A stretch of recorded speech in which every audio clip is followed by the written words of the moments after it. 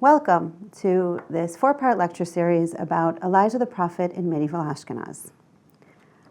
In our first lecture today, we are going to ask, why is it even of interest to explore Elijah's figure in the medieval context?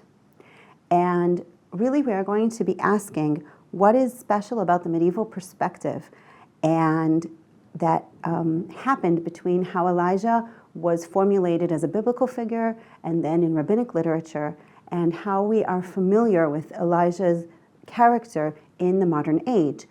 There is still something very unique and part of the process of Elijah becoming the iconic figure that he is known in modernity.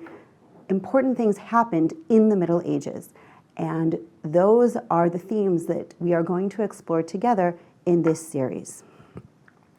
First of all, Elijah is not just a one wholesome figure, but rather he is very complicated and many-faceted, and sometimes with contradictory characteristics. It was very aptly put by Professor Pinchas Pelly, who wrote, "Elijah the prophet is without a doubt the most wonderful figure in the history of Israel and its literature. From the days of Ahab down to the literature evolving today, the prophet Elijah appears again and again in an endless abundance of forms and roles.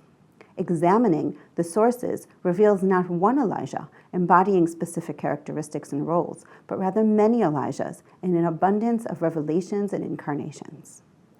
We are going to explore in this series Elijah's character as it was understood and honed and expressed by communities living in the greater Ashkenaz geographic area during the High Middle Ages.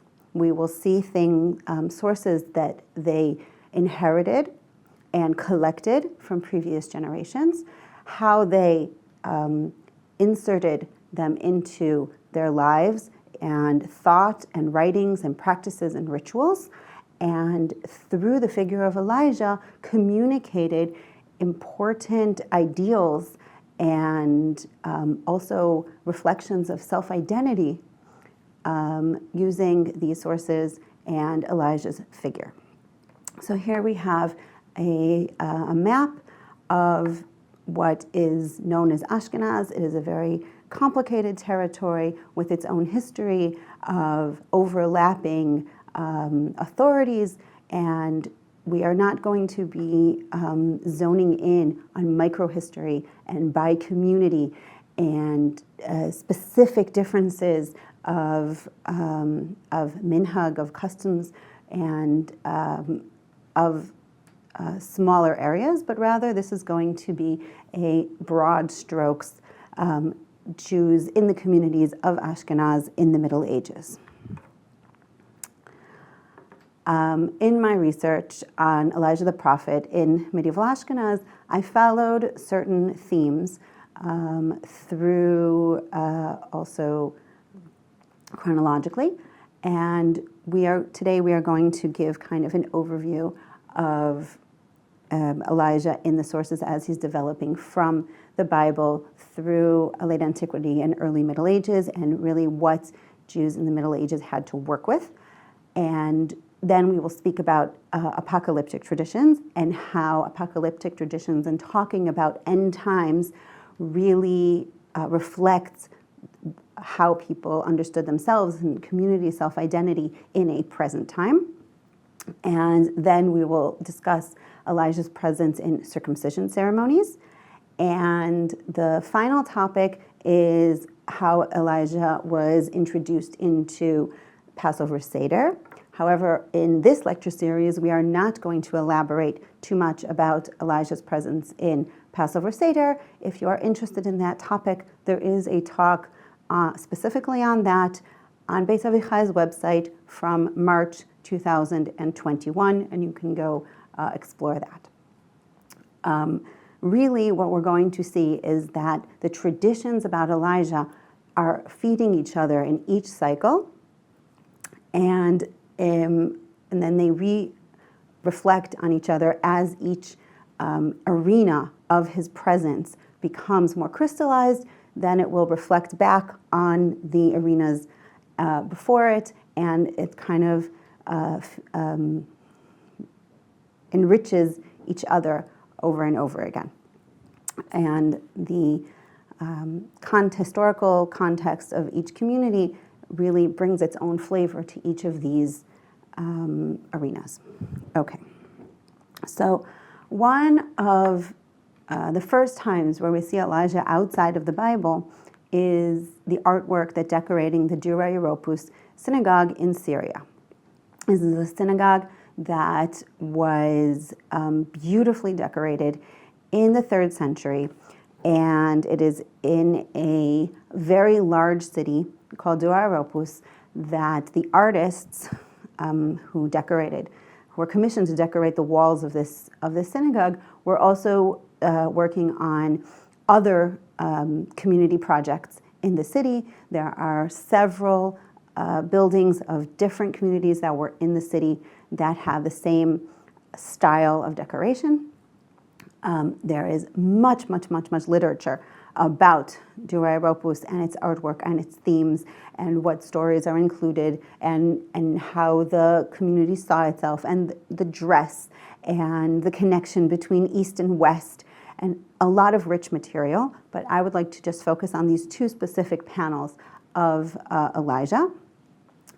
This is very early on. We are only in the 3rd century, and we see that Elijah is one of several biblical characters who appear in the wall panels of the synagogue, but one of a select group of biblical figures. Other figures include Moses and Aaron and the patriarchs, but Elijah is chosen, and in the Bible, he seems to be one of a string of prophets. He is not exalted or especially signified as unique among the other prophets in the biblical story that is dotted with prophetic figures. And we see from very early on that he is taken out and highlighted and glorified and given a special place in telling stories of a community. So here in these 2 panels that I've shown you, we have the miracle of raising the son of the widow of Zarephath, and we have one of the panels depicting the battle of the gods and sacrifices on Mount Carmel. And here we have God sending fire to accept Elijah's sacrifice. So we have here depictions of the biblical stories of Elijah very early on. Something very interesting about the Dura Europos synagogue is that in some of the panels, there is also midrash. There is also extra biblical material and the retellings of things. So they already have a sense that the biblical stories have extensions and expansions, and it's already depicted in the artwork and also in some of the Elijah panels as well. So we see here that there's already an interest in Elijah as a character that people want to talk about and tell about and put a spotlight on. So now we are going to go back to starting with our foundations. We're going to quickly look at a few quotes about Elijah in the Bible and also highlight some of the sources of Elijah and the rabbis. And then from there, we are going to start asking, who is Elijah in the Middle Ages, leading into early modernity? All right. So first of all, to understand where Elijah comes from, who Elijah is, let's start at the beginning. Where does he come from? When does he first appear in our sources, in our written sources? And we have him appearing out of nowhere in Kings. We do not know his lineage. We do not really know where he's from, except for a general area of Gilead. We don't really know where Tishbe is. And he just kind of appears to Ahab with a very dire prophecy.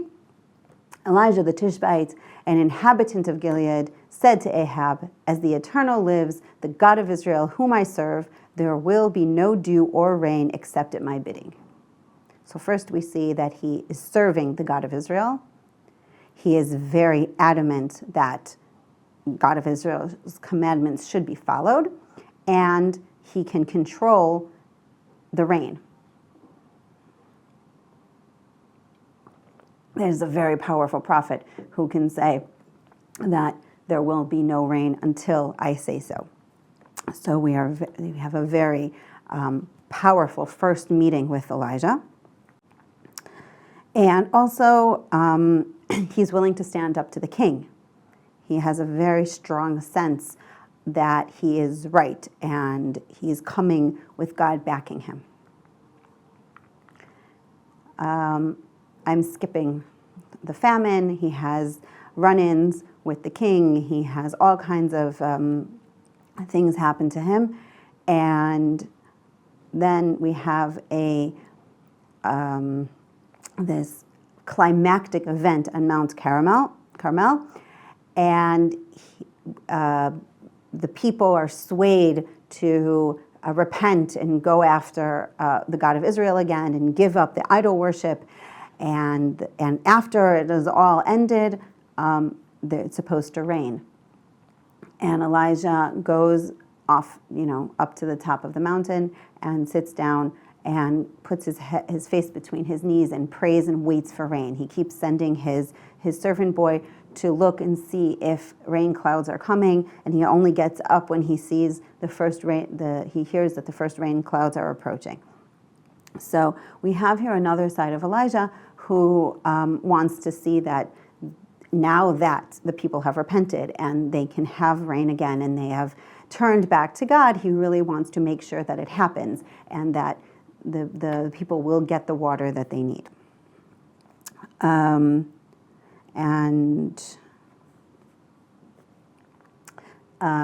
However, things don't work out the way he likes, and the people do not stick to their repentance, and they are interested in worshiping other gods and not just the God of Israel pretty quickly.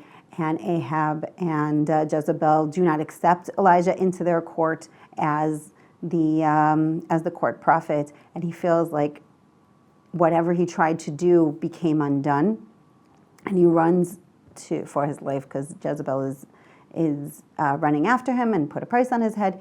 Elijah runs to the desert, and in the desert, God collects him and leads him to Mount Horeb, and there Elijah has a very special vision that God shows his might to Elijah.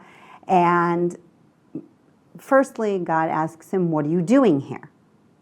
And Elijah responds, "I have been very zealous for the Lord God Almighty. The Israelites have rejected your covenant, tore down your altars, and put your prophets to death with the sword. I am the only one left, and now they are trying to kill me too." It's basically saying, God, what do you mean, what am I doing here? I am here for you. I am your prophet. I speak your name, even when they are trying to kill me. And the Israelites have rejected their covenant with the God of Israel.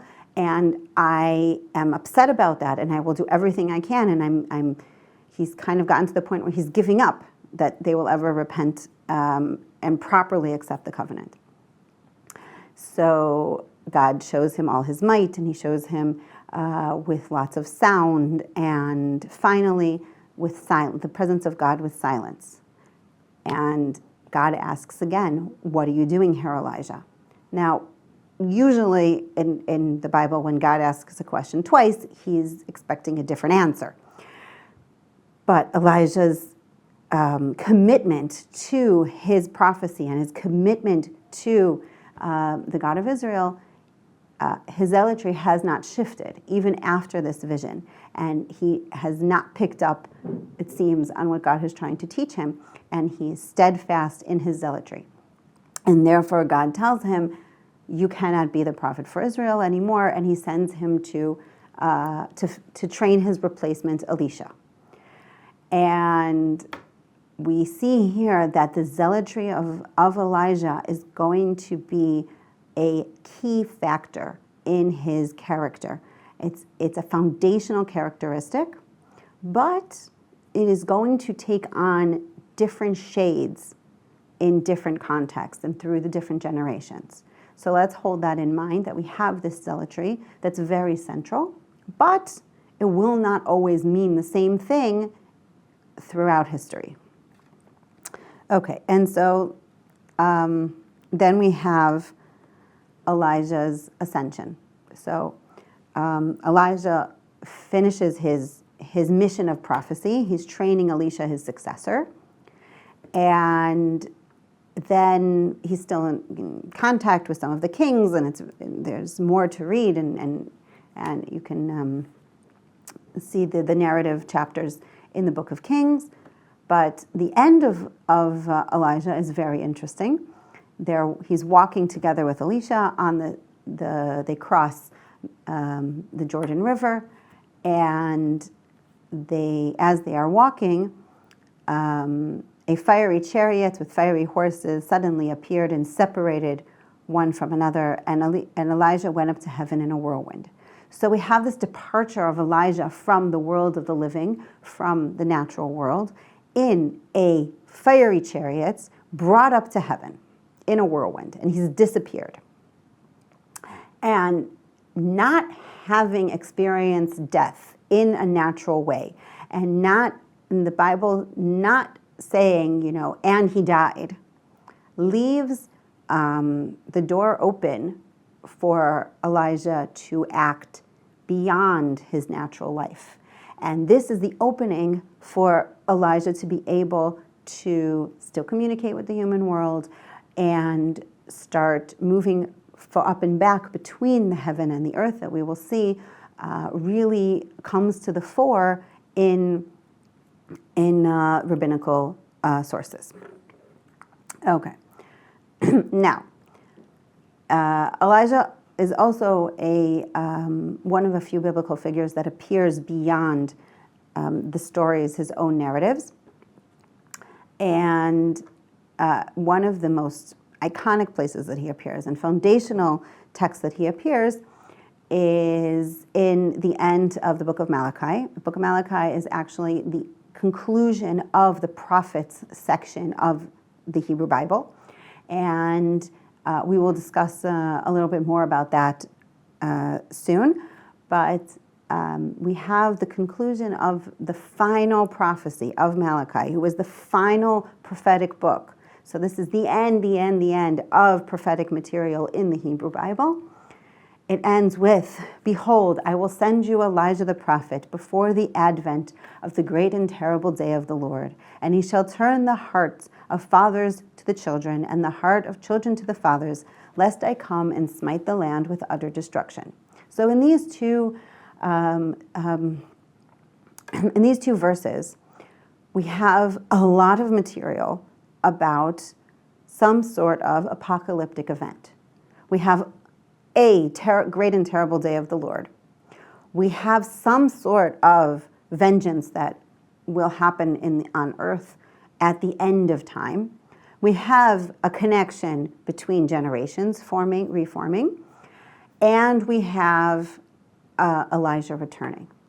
So for right now, we will discuss more about apocalypse and what it means, the great and terrible day of the Lord, and how this was understood in subsequent generations in the next lecture of this series. But for right now, we are going to focus on Elijah being mentioned as returning, that there will be a time that Elijah is going to appear again, and his appearance foreshadows or is the forerunner for a big cataclysmic event and end of world, apocalyptic, total change of reality. No. Okay, so that's kind of where the Bible leaves us. And There are other places that Elijah appears that I'm not going to elaborate on. I'm not going to be able to cover all of the ancient material that Elijah appears in.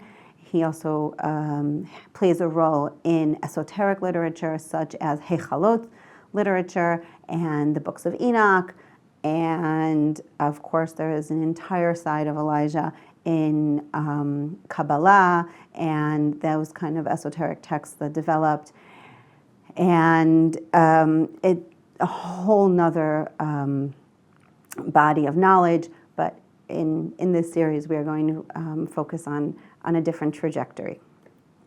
So bringing us to rabbinic literature, we have Elijah in the Mishnah. So he appears in sort of an innocuous way that we are discussing property and we are discussing what to do with found objects. Now, there is a commandment to return lost objects to their rightful owner, return things that you have found and that you don't know who they belong to. What you do with an object that you have found and you don't know who it belongs to, can you use it? Do you let it sit? Possibly if it sits, then it will be ruined, so using it will be taking better care of it for the person when you find it. When do you stop holding it for someone else and it's public property and if you found it you can keep it? When does the time run out that you keep it for a rightful owner? All these discussions, and all of a sudden we find Elijah. So in the Mishnah, he is mentioned in this context 4 times, and we're going to see exactly what it means. The Mishnah in Hebrew is 1 paragraph. It's pretty short, but in English, the translation is a bit longer, so we are going to skip to the second half. And I'm going to read from the end of the 3rd line. If he finds gold vessels or glass vessels, which are not ruined by neglect, if you leave them on the side and don't use them, they're not going to be ruined, he may not touch them until Elijah will come and identify the owner. So this phrase, until Elijah will come, can be understood in several ways. We've already using this phrase tells us that the rabbis already have an established understanding that the Elijah is supposed to appear at some point. They've already made the connections that he has not died, and the prophetic text says that he will return. So this idea is out there. What does it mean in this context? Does it mean that we are actually waiting for Elijah to come and explain the matter and reveal the knowledge of who the owner is? Or is it kind of a general statement of we don't know right now what to do with these vessels? We do not have an answer. It will have to sit and wait for a future time, something that will change. So both assumptions and both ways of looking at it are correct. So we have here also this idea that we don't know when Elijah will come. It will be sometime in the future, and in that future time, we will understand things that we did not understand, and we will have answers for questions that we do not have answers for now. Also, Elijah might come and give us information that we do not have access to. Elijah is understood as someone who has extra earthly knowledge and can draw knowledge from the heavens to share with humans. And we will sometimes in the rabbinic literature, Elijah is coming to teach the rabbis knowledge that they do not have access to just through learning. Another very interesting aspect of Elijah is being brought into the context of the study hall. So the rabbis are using Elijah's prophetic knowledge and access to a heavenly knowledge, but bringing him into the fold of the study hall. And we will see that again in a few minutes. All right, so another place that Elijah appears, I just wanted to add that this phrase, until Elijah will come, appears 4 or 5 times in the Mishnah, and it appears 26 times in both the Jerusalem and the Babylonian Talmud, a total of 26 times. Another place that Elijah appears in Mishnaic text is in Masechet Eduyot, that is talking about lineages. And when enough time has passed and it's not clear how straightforward the lineage is, Elijah possesses special knowledge to be able to know whose bloodline is straightforward enough. So this is actually a very interesting phrasing that from the beginning, Rabbi Joshua says that he's received a tradition from Rabban Yochanan ben Zakkai, who's an establishing rabbi, who heard from his teacher, and it was given to Moses and from Sinai. So they are rooting this understanding of what Elijah is going to do with the lineages and the knowledge that Elijah has, all the way back, given in tradition passed on from teacher to student, all the way back to Moses and Sinai. So, and then where does it take us? That we have different opinions that focus more and more on what Elijah's role is going to be. And in the end, the sages, the general opinion is that Elijah will neither push away nor bring near certain families, but rather he is going to come and make peace in the world. So we have here a holistic understanding of what Elijah's role is going to be at the end of days, and they base it on a quote from the prophecy of Malachi, that bringing the hearts of the children and the fathers together is in the context of lineages and bringing the diaspora back together. And here we have Elijah as less zealous, because here he is not coming as judgment of this lineage did good, this lineage did bad, this is proper and improper, and we have to stay true to the actions, but rather he's coming with a message of reconciliation and repair and peace. And this is a very interesting take on the biblical Elijah. And from paragraphs like this and sayings like this of the sages, scholars have suggested that Elijah goes through a complete transformation, 180 degrees. He is no longer zealous in any capacity because now he is only going to be a bearer of peace. However, we are going to see in the next lecture in this series that Elijah's zealotry is very alive and will be accessed in the apocalyptic traditions, especially in medieval Ashkenaz. So here we have seen that really there is a change. The sages are shifting the focus of Elijah's activity. And one of the things that they are shifting is bringing him into the fold of the study hall. And part of this is to neutralize his radical element. The sages don't appreciate as much the radical figures and the agitators.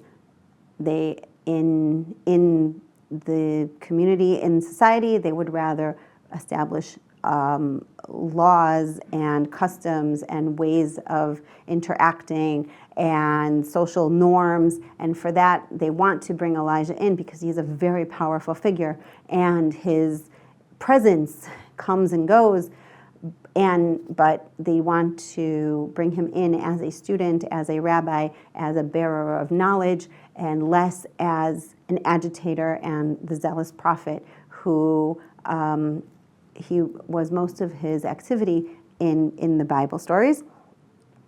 And another thing is that they are really crystallizing his non-dead status and being able to come and go from heaven and bring the rabbis knowledge that they do not have access to otherwise. So he really, in rabbinic literature, Elijah is mostly coming and interacting with other rabbis, and less with common people, which we will see is more in modern stories. Okay, so now a very important element of Elijah's figure is that he is also connected to other biblical figures. First and foremost, we have Phineas, who is the grandson of the first high priest Aaron, and he is the only other biblical figure that is characterized as zealous, same as Elijah. So we have in Numbers, there is sexual impropriety happening in the Israelite camp in the desert. Phineas is very upset by this, and he decides to take action, and in zealous rage, he kills one of the leaders of the camp, the Israelite camp, and the woman who was with him at the time together, and God and Moses doesn't really know what to do with him, because on one hand he came and honored God by doing this zealous action, but on the other hand he did respond in violence. So God tells Moses the following: Phineas, the son of Eleazar, son of Aaron the priest, has turned my anger away from the Israelites. Since he was zealous for my honor among them as I am, I did not put an end to them with my zeal. So by Phineas taking action, God didn't take action himself, which would have been much worse and would have caused much more devastation in the camp. Therefore, I tell him, I am making my covenant of peace with him. He and his descendants will have the covenant of a lasting priesthood, because he was zealous for the honor of his God and made atonement for the Israelites. So we have this connection between zealotry and peace, and zealotry and covenant and peace, which are a little bit contradictory, because usually zealotry disrupts the peace. But here God is saying, no, this was an action that God is sanctioning that Phineas did, but from now on, he's continuing with peace. And so Elijah is the only other biblical figure that is also characterized as zealous, and therefore the rabbinic traditions and the midrashic traditions really tie these figures together. And we will see this even more pronounced around circumcision in the third installment of this series. We will see how much covenant and circumcision, in the Hebrew word, they are the same, Brit, and on the nexus of Brit, we're going to have the circumcision, and we're going to have the covenant with God, and we're going to have the peace, and we're going to have the zealotry, and we're going to have Elijah and Phineas. So that is a very important connection. And the sources go so far as to say that in the name of Rabbi Shimon ben Lakish, that Phineas and Elijah are one and the same. They are the continuation of the same soul. They are continuation of each other, or they were of the same spirit. It's not exactly clear, but there is a very strong connection between these two figures. And we will discuss in the second installment, Yalkut Shimoni is a midrashic anthology from Ashkenaz in the Middle Ages, and that is of importance. Okay, the other biblical figure that Elijah is connected to is Moses. Now here it is not that they are the same, but rather that the teachings of the Torah are upheld one by the other. So returning to the final prophecy of Malachi, right before describing that Elijah will be sent before the end of days happening, the prophet Malachi tells the Israelites that they have to remember and keep the Torah of Moses. And so we have here the end of prophetic leadership and a return to following the Torah, connecting to God through the law of Moses. And this is ratified and organized and crystallized through the efforts of rabbis and part of bringing Elijah into the study hall in a few centuries later. But here, really, the idea that when there is no more prophecy, what you have is the law, and this connection between the law of Moses and Elijah coming as a response to the Israelites really adhering and keeping and remembering the decrees and laws that Moses passed on to Israel in Mount Horeb. And really, if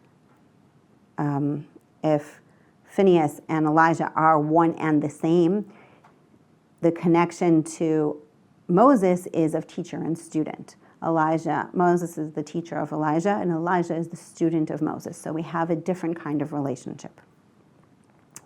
Okay, and it is eloquently summed up, this relationship between Moses and Elijah appearing at the end of the prophecy of Malachi is very eloquently summed up by Rabbi Yosef Kara, and the translation: the prophet said to Israel, the prophet Malachi, "Henceforth you will have no prophets to rebuke you. In the days of Malachi, prophecy ceased from Israel. But remember the law of my servant Moses, and for that redemption will come near. Behold, I have sent you Elijah the prophet, who will redeem you from the place of your exile." And he interprets what was said above: "I will send my messenger who will prepare the way before me." So here we have a correlation. If Israel keeps the law of Moses, then the redemption will come. And redemption includes the ingathering of exiles.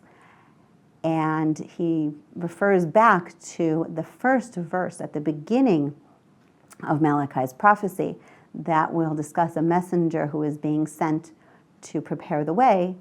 And this verse will also be connected to Elijah, but we will discuss that in the context of the apocalyptic narratives. Okay.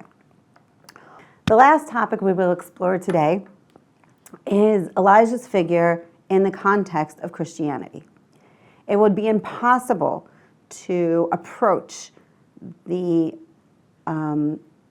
figure of Elijah in the context of the Jewish community in medieval Ashkenaz without understanding his central role in Christianity. So already in the Gospels, the figure of Elijah appears, and there is a lot of scholarship detangling the development of the Gospels and who the different characters are and their roles assigned to them.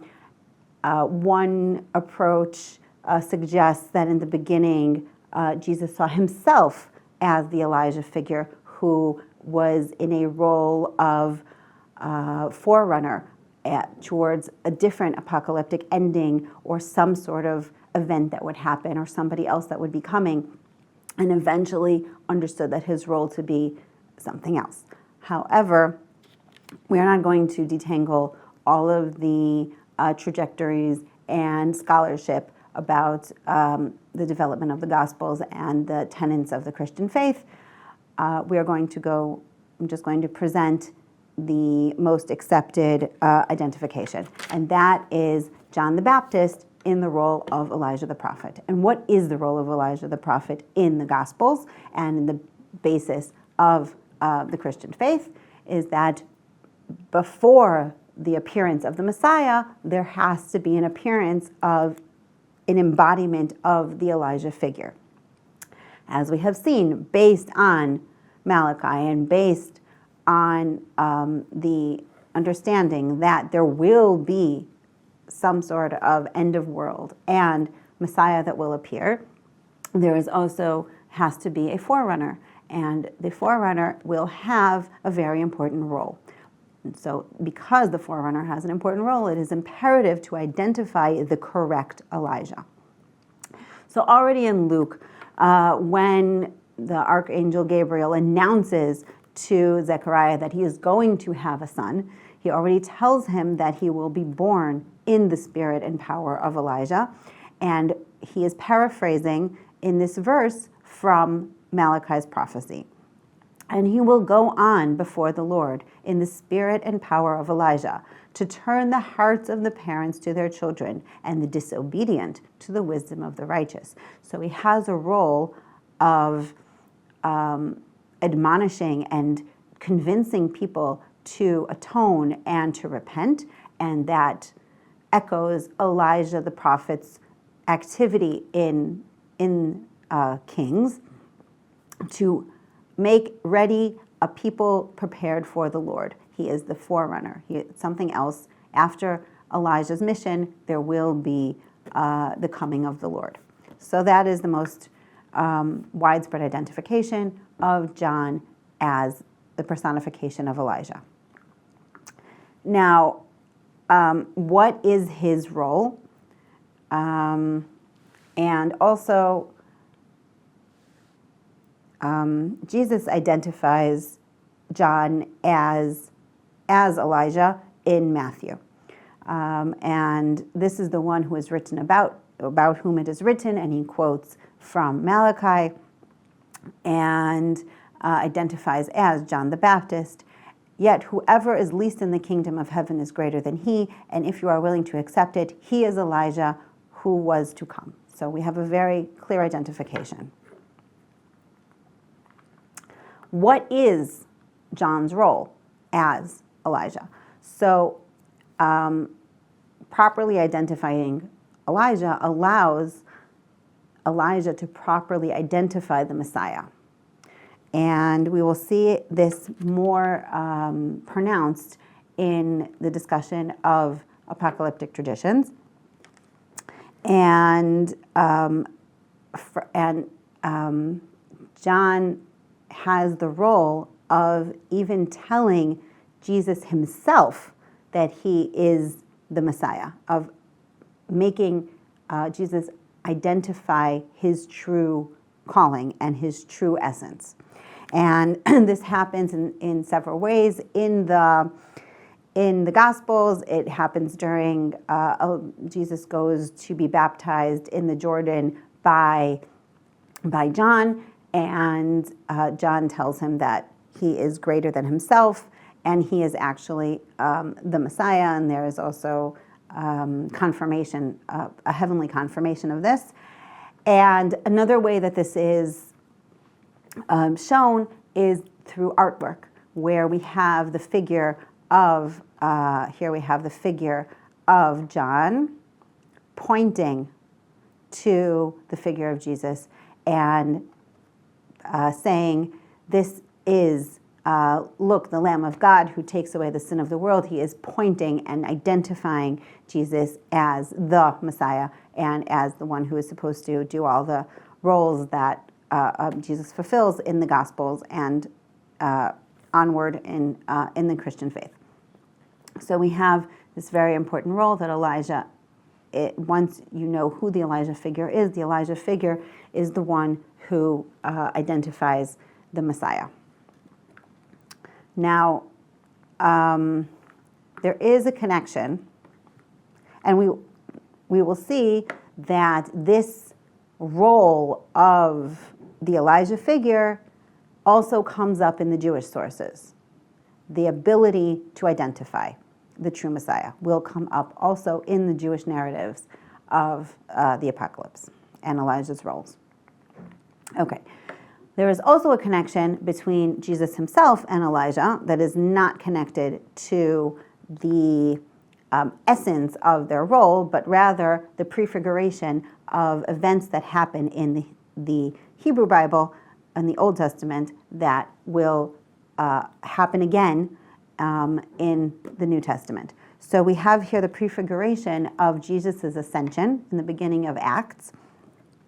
And there are two biblical figures who ascended to heaven. One of them is Enoch in Genesis, and one is Elijah that we saw together in Kings. So we have here many renditions. It is a very popular image of Elijah's ascension juxtaposed with Jesus' ascension. Here is just two examples. One is in stained glass windows, and one is actually in early print. When we have block books, it is carved out and printed. This is as mass media as you can get. This is very popular. What's interesting is when we're going to look at Jewish art, the scenes of ascension of Elijah are non-existent in medieval Jewish art in Europe. And I have proposed that it is because they are trying to avoid this art form. They are trying to avoid this image. The Jews do not want to give any sort of ratification or any sort of acknowledgement that Elijah's ascension prefigures Jesus' ascension. They want to sever any connection between Elijah's figure and Jesus' figure, and therefore we will not find the imagery of Elijah's ascension in medieval Jewish artwork. If you have noticed the artwork for this lecture series and the flyer, it has Elijah's ascension. This is very clearly early modern Jewish art. When things have shifted a little bit and the relationship between Jews and the church and more popular art, and there's a lot of changes and shifts that happen in the 15th and 16th century. So by the 17th century, when this art was created, of this drawing of Elijah's ascension with Elisha waiting left on the ground, it is very clearly early modern because we will not find it in medieval artwork. So that is two things to keep in mind. Elijah's relationship to John the Baptist and Elijah's relationship to the figure of Jesus when we will go forward and talk about Jewish sentiments and understandings of Elijah and how it reflects their self-identity in medieval Ashkenazi communities. The last topic I would like to share is about Elijah connected to Saturday nights.